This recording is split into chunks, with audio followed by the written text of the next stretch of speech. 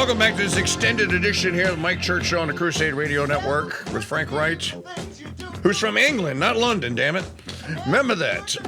We're talking about Ukraine and elections and stealing and thieves and communists and all manner of other stuff. Find Frank at frankwright.substack.com. And, of course, you can also find him as the subject of the Church Doctrine, episode number 1, The Right Stuff, and many other interviews that Frank has given here. Frank, I think we covered Ukraine sufficiently, so I want to pivot your vast mind, and I want you to talk about Ireland. You had a piece a couple of weeks ago, or 2 weeks ago, that said, Ireland says no. Now, most people think Ireland is lost. Ireland is a lost cause, that the Muslims and the commies and the actual people that hate Ireland have won, and they've imported and infiltrated an invasion force army that's too large for the Irish to overcome. The Catholicism has been hollowed out. Abortion and homosexuality now are all the rule of the day. But you say that, no, the great Irish leprechaun or the specter of St. Patrick is still there. And the Irish are going like, no, you wrote us off a little too quickly. Is that accurate? Well, the thing is that it's a function of propaganda for people to take the actions of the state as identical with the will or the sentiments of the people. This is a mistake. And I use the example of Ireland to show how this is happening. When I did this report, I started off with simply an idea to show some good news to some readers that Irish Catholic nationalists had won in Dublin local elections, not in the Euro elections, but in the Dublin local elections. Dublin is by far and away one of the gayest cities in Europe, so this is a tremendous victory for sanity and against those who march under the banner of Satan. One of the but gayest as I was cities. Researching it, yes, indeed, one of, and that is a difficult crown to grasp, as I'm sure you're aware. But nonetheless, Dublin does have a very solid bid for that, yeah? Mind you, what I discovered was, I discovered rumours and then substantial evidence of the fact that Ireland's now enormous migrant population is being bussed to voting stations in order to vote for migrant candidates. And at the same time, the Irish media, the newspapers, the national broadcaster, they are, as it were, locking out anti-liberal or liberal critical voices. So anyone offering an alternative to abortion, open borders, permanent war, and the usual clown world politics of net zero industrial collapse. Anyone offering an alternative to that is simply not broadcasted. Most Irish people don't even know they exist. And what is more, there's an NGO, several NGOs are doing this, but one NGO in particular boasted of having brought 90% of Ireland's migrants out to vote on the day of the elections. Wow. And if you look at some of the people that they voted for, there was a councillor, I think in Limerick, a Pakistani councillor, who called for Irish people who protested against the murder of people by migrants to be shot in the head.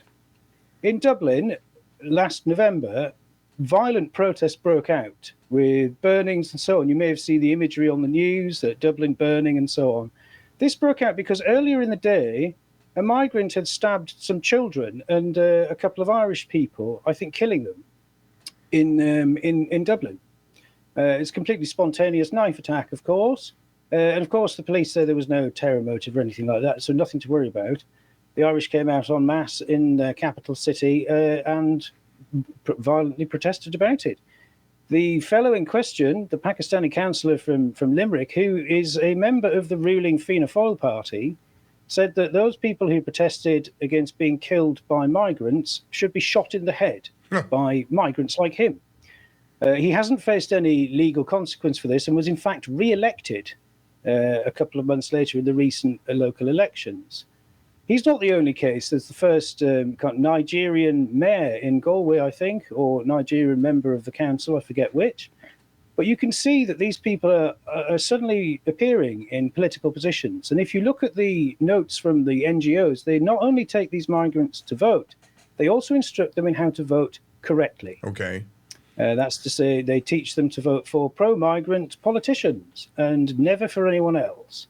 Not only that, I discovered that Sinn Féin, the formerly political wing of the IRA, as people would know it as, which has now become a kind of weed-smoking rainbow party of eternal shame, has been engaged in bribing migrants who are staying in an extremely fancy hotel called the Skellig in Dingle, the best hotel, one of the best hotels in Kerry anyway. Beautiful, overlooks Dingle Bay. It isn't beautiful anymore because it's full of them. This politician was approaching them, telling them if they voted for Sinn Féin, they were much more likely to get citizenship and housing and more benefits as well. So Irish politicians are literally giving away Ireland to foreigners in order to get elected by foreigners. And added to that, the media do not report on this. These facts are numerous, and I only chose a few of them for reasons of space. They're well established. It goes back a long time. And I think this mirrors the process elsewhere in the United States and in Europe. It is an extreme mistake to mistake the actions of government, the fact that people win elections, and so on, for the will of the people over whom they rule, because this is a direct strategy to dissolve democracy and to elect a new people who will always vote for you because you have given them so much for nothing and denied everything to the people to whom you owe everything in the first place. That's to say, the native people of Ireland have been betrayed by their political class in an orchestrated removal of their voices and interests and property from the political process. You know what? That's really, really profound, because that is precisely what is happening here.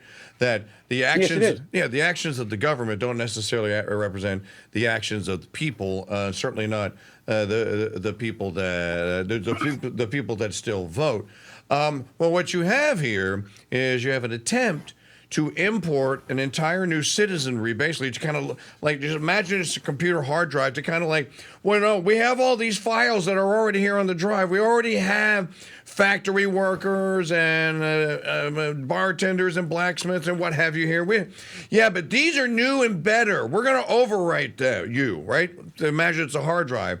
We're going to replace that file with these new, improved, dark-skinned versions of you from third world countries. Note that the immigration comes, even in Ireland's case, and in France's case, and in Hungary's case, where Viktor Orban has said, no more. Kick us out of the EU if you want, or NATO. We don't care. We're not taking any more in. They come from the countries. They come from Libya. They come from the Sudan. They come from Somalia. They come from Iraq. And they come from Turkey. Well, yep. Not only that, but I also investigated claims that seemed too bizarre to be real, that Irish communities had been promised Ukrainian refugees but had been instead delivered Africans. Then I found a report. The first report of this was from Bundoran, a tiny and formerly picturesque village on the coast of Donegal in northwest Ireland. And then a man who's subsequently been elected on the basis of his opposition to these lies, he said, we've been told lies, because around his town, further down south in Ireland, there were houses being made, modular houses, quickly thrown up, but quite nice ones. And he was told, and so was the community, that these were for Ukrainian refugees. But the people they received, he said, were Africans. And this is commonplace. It's commonplace for this to happen. And not only is it commonplace, it's so commonplace that if you are an Irish musician, like my wife is, and you frequently would go to Ireland to play music with other Irish people, you can no longer do so now because the accommodation isn't available, because it is all full of migrants. And the websites that used to tell you that this was the case have now themselves gone offline. So they don't even tell you that that's the case. They simply stop all contact with prospective tourists. So the tourism industry has taken an enormous hit. And it is increasingly difficult to find anywhere, whether it's a hotel or a bed and breakfast, to stay in if you happen to go to Ireland or if you want to. Not only that, mental asylums have now been repurposed to house these people as well. Wow. I also thought that that was too spectacular and sensationalist to be true, but I found 2 videos of 2 former mental institutions that were simply full of migrants now. And these migrants are superintended by migrant security, who are themselves migrants, who have instructed the migrants never to speak to any locals about their issues or why they're there or how easy it was to get there or how much money they get. This is a deliberate strategy of depriving the Irish people of the very informed consent that they require in order to vote correctly. This means that Irish people vote incorrectly against their own interests, but migrants are carefully guided and indeed transported to electoral centres in order to vote for their interests. Now, when you say Ireland says no, though, that implies to me and to maybe a casual observer that the Irish people, the ones that you were just talking about voting, somehow gone like, that's it. We're finished with your plan. We're no more. Think about just a quick sidebar here. Think of what happened in Spain. Spain gets invaded by the Moors, or the Muslims rather, in the 9th century. It takes 800 years to get rid of them. 800 years. You're talking about a conquering army of statelets that wasn't a unitary state. Right. Spain at the time wasn't a single kingdom and so on. I mean, I can see the parallel, but the important parallel to remember from the Andalusian conquests of the Almoravids and the Almohads is that they did get kicked out. And that started with a tiny resistance. But the issue that I'm bringing to the fore here, Ireland says no, is that there is an enormous disconnect between politics, the media, and the popular sentiment. Got it. It's not only the people that I interviewed, because I interviewed people and approached people from the politics and outside in Ireland, but also through my own extensive contacts in Ireland. I know plenty of Irish people who would formerly have been horrified at the suggestion that they would say a single word, being a very generously spirited people, against the new arrivals. Now people are being radicalized by reality. The point here is a universal one. This is true across the West. No matter how good Satan's adverts are, the product is obvious and you inhabit it, and the product is bad for you. The adverts tell you that all these policies are good for you. War, net zero, open borders, the rainbow banner. But when you see these effects unfold around you, when it hits home, in fact, when it threatens to deprive you of anywhere you will ever call home, then you begin to realize how bad it is. It is reality that is radicalizing people. It is radicalizing people. And what that means is people are seeing the real-time effects of these insane policies of national suicide, and they would prefer life to death and a home rather than homelessness. And for that, they are called extremists. For that, they used to be called citizens. Now they're called. Well, we live in a xenophobic culture. Now they're called, and the right wing and Trump and the MAGA extremists. You know, we hear Biden thundering on about this. Let's talk about something else for just a moment with Frank Wright. Find him at Frank Wright, as WRIGHT.substack.com. Let's talk about it, and this is a news item that no one could have been prepared for. I have to tell you, I wasn't prepared for it, but I did know what to say about it, and that is the release of Julian Assange. Now, it has to be puzzling to 10 Downing Street and to Olaf Scholz and to Macron and the rest of the usual suspects here. Why would Biden release Assange, who they all know is going to get all up in their business and it's going to find all manner of other things that WikiLeaks are going to release? Well, two things. One, I have a theory. And the second thing is, I think that this is basically, you're picking back up with, right before Trump, you're picking back up with the Obama, Clinton, Macron, would have been Merkel, whoever was in charge in England, the cabal that was in charge then. You're kind of resetting the wheel here. But here's what I think happened. I think Hillary has been making a move to replace Biden. And I think Biden and his handlers are paranoid because nobody likes the Clintons. They just don't. They can pretend all they want. They don't like them, and they're afraid of them. Someone told Biden, you know the John Podesta emails that he released? They got more. Someone told Biden, if you want to kneecap Hillary, release Assange. Assange is a living, walking, breathing threat to the Clinton, the Global Initiative, and to the Clintonistas and the Obamas. They will back off. So I think that the timing with the debate and all that and the upcoming conventions is just too coincidental for just one day for Joe Biden to wake up and go, oh, I feel magnanimous today. Let's let Julian Assange go. These people don't do anything out of coincidence. You know it and I know it. So there is something that is at play here, and I think it's to stop the Clintons. Well, that's interesting, and it may well be. I mean, the other obvious thing that he's got is that his ratings are in the tank, and that's for two reasons. He's lost the black vote, and he's also lost the youth vote, and the youth are extremely disgusted with him for his ongoing support of Israel's campaign to annihilate the Palestinians.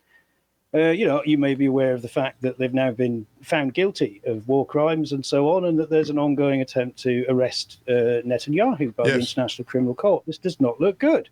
Without United States support, they can't continue this. They can't go into the war in Lebanon that they're going to have and try and drag the US into a war with Iran. This doesn't play well with your domestic audience. And meanwhile, the US is shipping 2,000-pound bombs to Israel in order to vouchsafe that invasion into Lebanon, which is a war that Israel cannot win without US involvement, and which Iran said it will enter if it starts, which it looks likely to, which will probably trigger the entry of Russia in a second theatre for World War III. Great.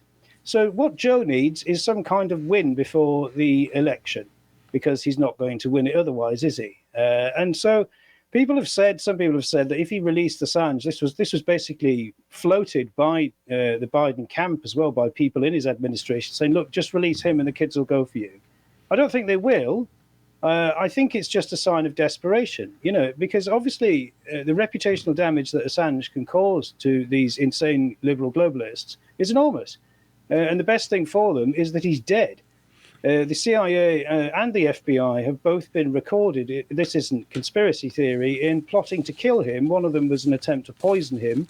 And Sheldon Adelson's security from the Sands Hotel in Las Vegas was plotting to kidnap him from the Ecuadorian embassy and extraordinarily render him. So there have been various plots. Hillary Clinton herself said, can't we just drone this guy years ago? So Clinton's wanted him dead, the US deep states wanted him dead, and the greatest donor of the Israel lobby to control US policy, Sheldon Adelson, who has given more than $500 million to the Republican Party in the last 9 years alone, he obviously wanted him dead as well, because he's a danger to the war industry. And these people, their politics is the sale of death. And they're telling you that everything that's evil is good, and that is the ultimate evil, and that is how they continue to be taken seriously, by threatening you with annihilation or other people. So let me just, my crack producer looked this up. This is from 2016. This is from September of 2016. Clinton, I don't recall joking about drone striking Julian Assange. So somebody went and asked her on the campaign trail, did you say, can't we just drone strike this guy? And she said that she denied that she had said it. WikiLeaks, an anti-secrecy organization that publishes documents from governments, corporations, and other sources, tweeted out the quote from the True Pundit report on Monday. That's, again, this is in September of 2016. No mainstream news outlets have confirmed the claim. I don't recall any joke, Hillary said. It would have been a joke if it had been said, but I don't recall that. Translation, yeah, I said it. I don't know who heard it, but I'm denying that they heard it. The same reporter also asked about Assange's recent promise, now this is important, to soon release documents that could affect the November election. WikiLeaks published a series of internal Democrat National Committee communications that embarrassed the party on the eve of the July convention. Are you worried that there's anything that could come out that would upend the race? Well, I don't know anything about what he's talking about, Clinton said before responding to the drone strike. They locked Julian Assange away before the final stroke on the Pizzagate Podesta emails. Now, I find it strange that John Podesta is actually coaching Biden as one of his debate coaches. So there is a web that is running here. I don't pretend, and I said this in opening monologue today, I don't pretend to know what is going on, but I see that the powers that be are working furiously on all of these fronts. Frank, I'm going to have to leave it here in about 2 minutes, but I want to get your final comment on. You follow American politics, and I don't know why, because they must be as frustrating to you as they are to us. It's the imperial master. It is the imperial master.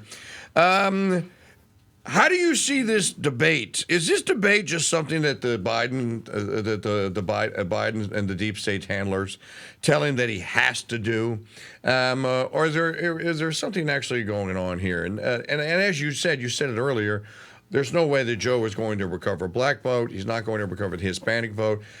Hispanic people's children here in this country keep being killed. Okay. They keep being murdered by our replacements here. So why is Biden even agreeing to do this debate? It looks worse if he doesn't. It's as simple as that, really. If he doesn't, everybody's going to think he's caved in. I mean, I don't know what drug cocktail they're going to pump him up with to get him on there, but it'll have to be effective, won't it? He can barely speak as it is now. He's obviously in serious decline, and it isn't him. As for the missile strike in Crimea, it was Blinken and Zelensky who pressed him to green light the use of ATACMS deep into Russia on May the 29th. That was reported in Newsweek, and the next day Biden did. So he's not really making the decisions either. Lunatics are making the decisions for him who want to push you into war. And the very idea that there is going to be a war is probably a way to forestall an electoral defeat. All these people, Biden, the liberal globalists throughout the world, they're all facing electoral wipeout. So the move towards war would seem to be an attempt for them to save an otherwise doomed political career, which is no longer legitimate. It no longer guarantees security, prosperity, or has any public trust. So these people have lost the right to rule. Not only elections. There's no future for them. They're finished, and they know it. And the plan might be to finish us before we get to them. I think that's accurate. And what about what's happening in London? My friend Ben Burkhorn, the journalist, is over there covering your election. What's going to happen in your election? Well, unfortunately, British politics appears to become interesting because Nigel Farage has got into it. And, of course, George Galloway as well. Galloway himself tweeted that if Farage does get elected, and he looks likely to win in Clacton, then the next parliament looks likely to be interesting for once. After almost all of my life being spent in political tedium, people are going to actually say reality-based remarks. They're going to commit the cardinal liberal heresy of actually indicating the real world and asking people to talk about it instead of a constant stream of cobblers. It may be that he'll come after people who believe in Wignity like myself. So I think I might have to disguise myself with my intellectual spectacles. As you can see, I'm an intellectual. You can tell by my spectacles. My intellectual précis of this is that, yes, Nigel, like all the other populists, is a Zionist. They all are. But, these people aren't perfect, but they still represent a death knell to liberalism. Populism is not the future. It's not a political program. Populism is simply a reaction to liberalism. It is the beginning of the end of liberalism. And all that globalism is the escalation of liberal democracy to a global arena. It's just liberalism with global ambitions. And that global umbrella has snapped shut. The economic, diplomatic, military global umbrella of the liberal order has now receded. It's gone forever. Whatever the politicians tell you and whatever they do, the world has changed around them. And they are finished. Because the entire political architecture that they defended was built underneath that architecture, that structure of a global liberal order, which is yesterday's news. These people all know that they have no future. They have created all the problems that we now inhabit, that we laughingly call our society, the chaos that we live in, and they have no solutions for it. And the solution is that they have to go, which is why everyone who looks sane has to be called an extremist. In their book, Unhumans, which is not out yet, Jack Posobiec and Joshua Lisek, in the second chapter, the third chapter, they go through the three ways the communists take over. And the first is they pre-position their assets, basically. They pave the way. They start the brainwashing, the propaganda. The second one is the infiltration, the long march through the institutions. And then the third one is the actual takeover. And then they go when they've reached enough and they've convinced enough people of this sickness, this communism. Then they go in and they actually pull the trigger and they actually they go through with the action. Now, you and I have been talking about this since we've been friends now for 3 years, and I've been talking about it for 4 years. They decided... Acquaintances, Mike. Acquaintances. That's right. I don't know these guys. And if you're looking for someone in the U.S. that's associated with it, it's not me. It's guilt by association. I want that mentioned in my show trial, okay? What do you want your show trial name to be? I don't understand. I think I want to be an Ivan. Frank Wrong, actually. Frank Wrong. They should call me Wrong. Frank Wrong, misinformation broadcaster. I've been saying since February of March or so of 2020, this is the scheme. The Rockefeller Institute had a meeting in 2010 and 2011. There were 4 scenarios. The opportunity for the Corona Doom came up. They had Event 201 in November of 2019. They dress rehearsed it. They practiced it. They prepositioned their assets in the media and all the lines that they were supposed to repeat. When they decided that look, this Trump guy has got to go. He is the end of us if he gets 4 more years because he's a little wiser now. We have to act and we must act now. They pulled the trigger. They executed the global plan. People keep thinking that there's another global plan. No, you're in the middle of it. This is the plan. The plan was the shamdemic, or the plandemic, scamdemic, whatever you want to call it. All that's happened afterwards, this is just offshoots. This is just kind of like the collateral damage, if you will, from the execution of the plan. It's interesting to me, though, that they failed because they overreached. They activated too many of us, and they made too many. They ruined too many children's lives, and there are these creatures out here that are still called parents, and they may not be completely plugged in, and they may not know all that Frank and I know, and I wish I didn't know it, but that doesn't mean they don't care about their children. And as you said, this is a calamity of reality. This is regular people going like the reality of what you bastards have done and are doing. I don't want to live with anymore. All right? Well, that's it. You see, the best thing for politics is that people remain bored with it and never take any notice.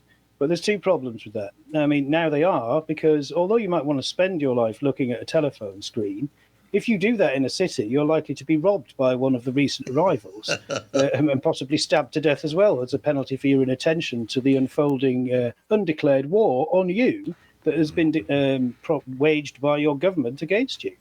So the problem is that you would look to your phone and to the screens and so on for distraction and sensational indulgence. But the reality that is immediately outside your phone is actually more compelling because it's so chaotic. This gets people interested in politics because the decisions of politicians have intruded so far into your life that they're actually threatening its existence. So that's very dangerous to mobilize public interest in politics because they obviously want then politicians who are going to do some good for them for a change. And none of these lot can. And that's not their business. Their business is to sell you an increasingly small, shrinking variety of satanic turds through a series of constantly refined adverts, which look brilliant. And people are beginning to realize that they don't really very much enjoy consuming that product. I wonder why. So this is the issue that we're faced with. You have societal collapse, obviously by design in many cases, and you have a political class that cannot sell you anything but slogans, and that tells you that everything that's evil is good, and everything that's bad for you is great, and that you are obliged to applaud this. Otherwise, they're going to call you nasty names, and they're eventually going to try and destroy your career and your reputation as well. But this is called liberty, or, democratic values.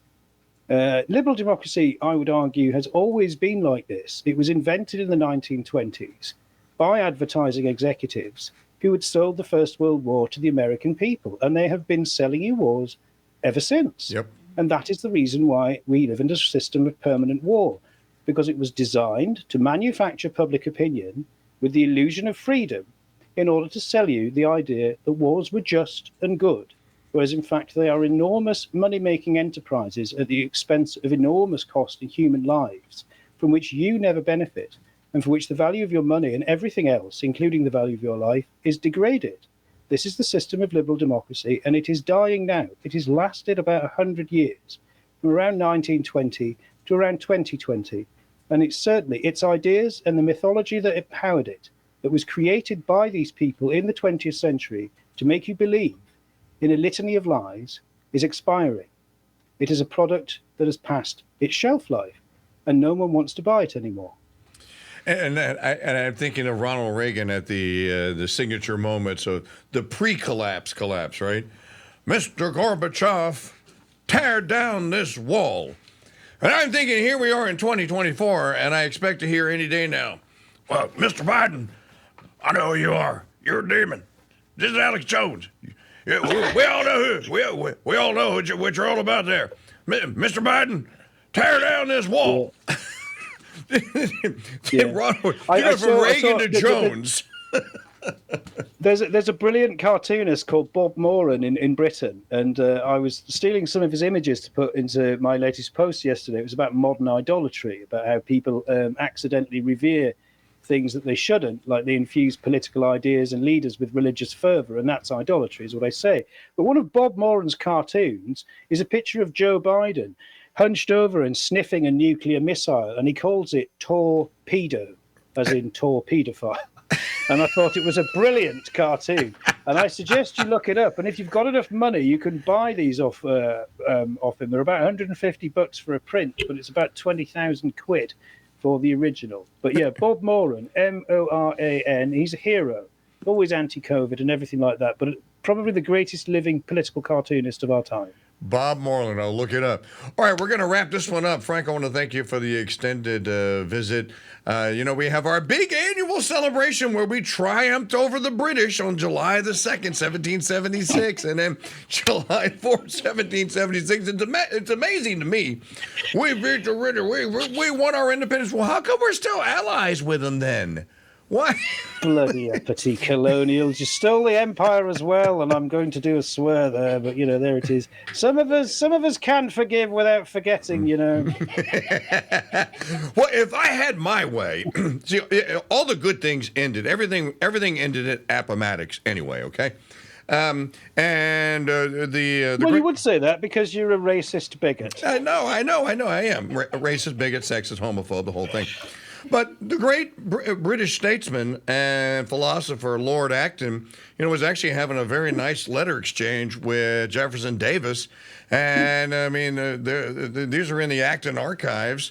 And he wrote a letter to General Lee, too, where he told Lee, he goes, if secession fails in the United States, I fear then liberal democracy, or whatever the term he used was, is going to fail for the rest of the world. And I think Lord Acton... Britain supported the Confederacy, yeah. He was. I think Acton was prescient in that, because had the Confederacy succeeded, ultimately, northern states would have left, southern states, deep southern states, would have probably clung to some form of chattel slavery. They'd have lost trade with the British Isles and with others. Ultimately, you'd have had several different republics here. And who knows who actually wins the West?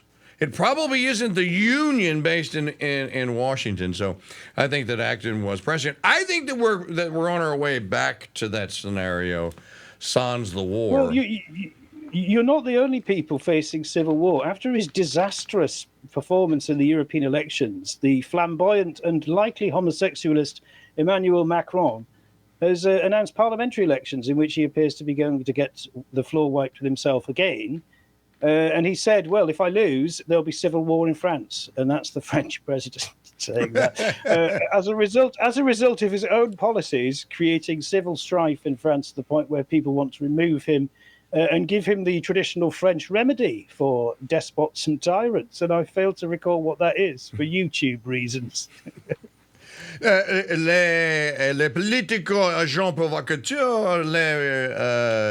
No, I was thinking of Madame Guillotine, actually, but there it is. I was thinking... We may live to see the day. Les femmes, les maris, les pans.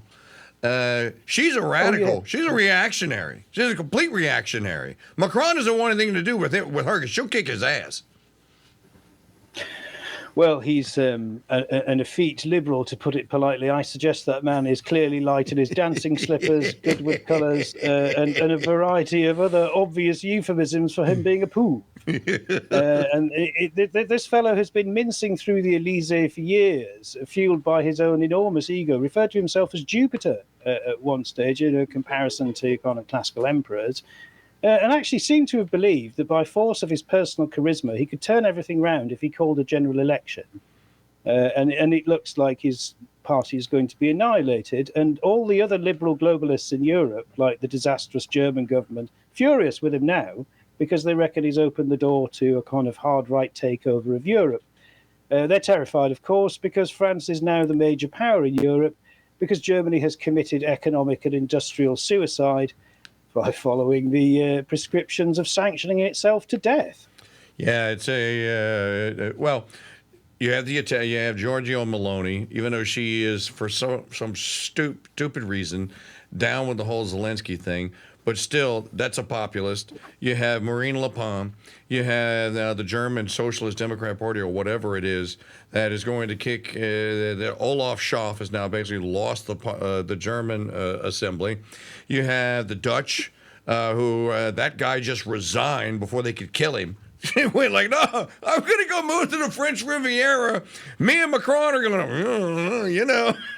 Or like Trump said of Nathan Wade, me and Macron are going to. So the right wingers, and look, some of these right wingers, we don't agree with them on everything. But one thing we do agree with them on is we don't want to be ruled by the globalists anymore. I think that's kind of universal. The mad paradox of all this, right, is that it was liberal interventionists. The spearhead of liberal interventionism was Tony Blair.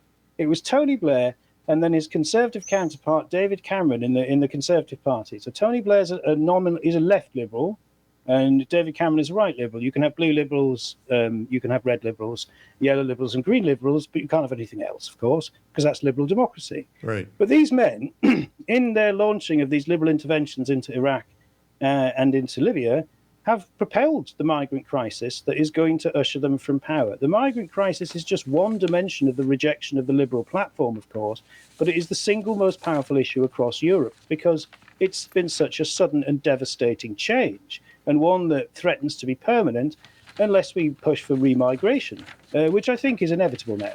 But the odd thing is that they are the architect of their own demise. Yes. These are the downstream effects of their own policies, which they said for us was necessary for global security and safety in future. And it has destroyed our nations and it's destroyed their political future. So we're all going to have to rebuild them, and we shall begin that process. Oh, it can be done. We have the resources. As long as you have the resources, then you have to have the will, obviously. Then it can all be done. I want to thank Frank for hanging out a little extra time. What was the name of the? Did you get the name of the cartoonist, Maggie? What was his name again? Bob Moran. Bob Moran. Moran. Oh, Moran. Okay, Moran. Bob Moran.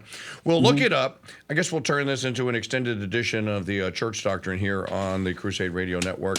Frank, God bless you. Thank you for hanging out with us a little extra time. Always good to see you. We'll talk again real soon. And great. Best of luck. You know what? I am back in touch with my publisher friend, and I already told him about you. And I think he's reading your Substack. So I think we're going to get... Brilliant. I've been writing my manifesto. So if he wants to get to me before the MK Ultra people activate me, then tell him to get in touch. I'd be delighted to hear from him. But you might be seeing me on the evening news anyway. On a rooftop siege somewhere. We're gonna get. No, in all seriousness, I have been writing a book. Yeah. We're going to get to you before the MK Ultra people get to you. Don't you worry about that. Folks, thanks for hanging out with us and listening here on the Crusade Radio Network. I'm going to send you back to the studio and pick up where we left off earlier today. Mike Church signing off saying, God bless you. And you know what?